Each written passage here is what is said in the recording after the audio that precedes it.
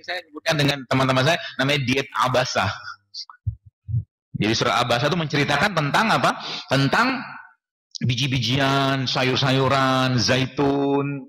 Ya, dari situlah dapat satu kesimpulan, ternyata kalau kita mau badan yang sehat, maka ini komposisi yang terbaiknya.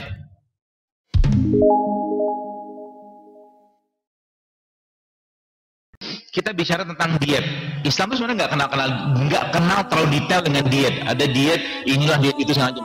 Adakah diet dalam Al-Quran? Ya sebenarnya tidak disebut sebagai diet, tapi saya sebutkan dengan teman-teman saya namanya diet Abasa. Jadi surah Abasa itu menceritakan tentang apa?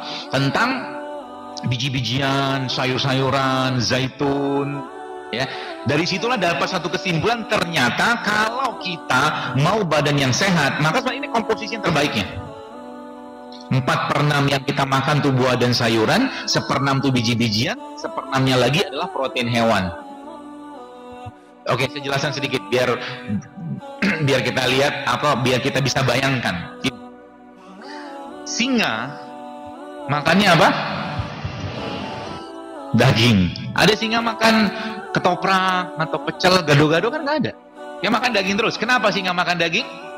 Karena giginya singa semuanya taring. Betul nggak? Sekarang saya tanya, apa lagi ya? Zebra makannya apa?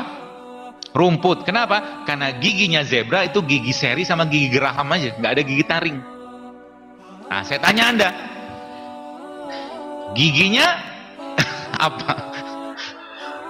Campur kan, gigi kita itu ada 32. Ada 32. 28 gigi kita adalah gigi seri dan gigi geraham, 4-nya gigi taring. Jadi kalau dipresentasikan kurang lebih sekitar 85% berbanding 15%. Artinya apa? Taring sudah saya jelaskan fungsinya untuk yang daging-dagingan, kan gitu. Oke? Yang seri sama geraham fungsinya apa?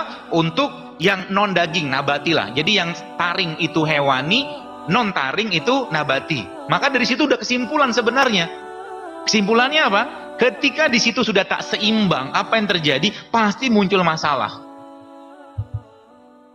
Jadi manusia itu sebenarnya didesain kita tuh nggak boleh sering-sering untuk makan daging sebenarnya.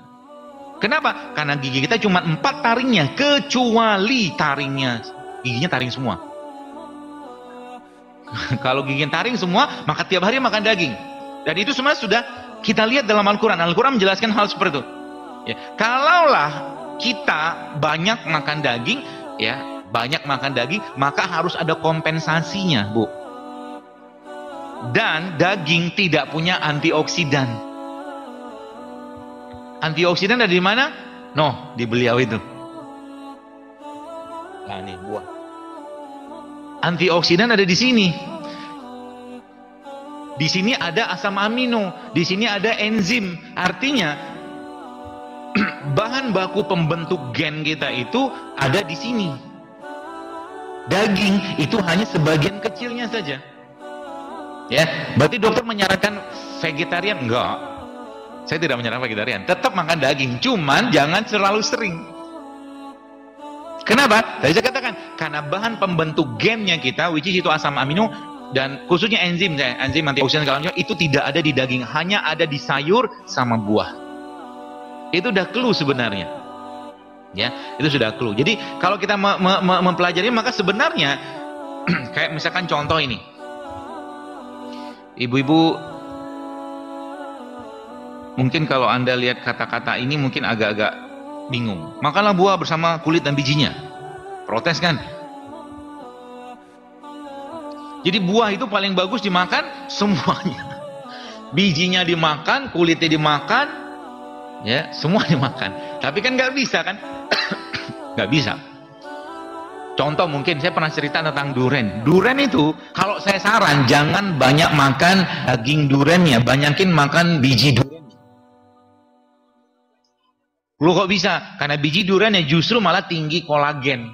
Kolagen itu apa? Bahan yang bisa memasangkan elektron dalam badan kita. Itu biji duren.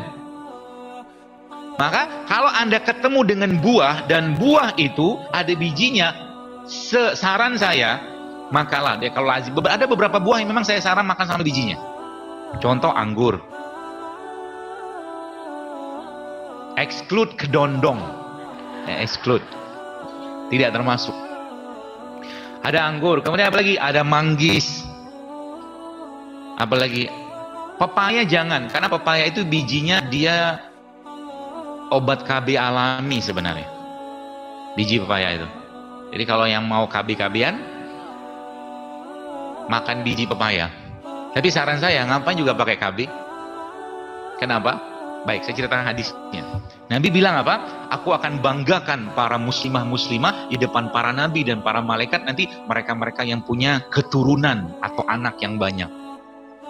Kata Nabi begitu.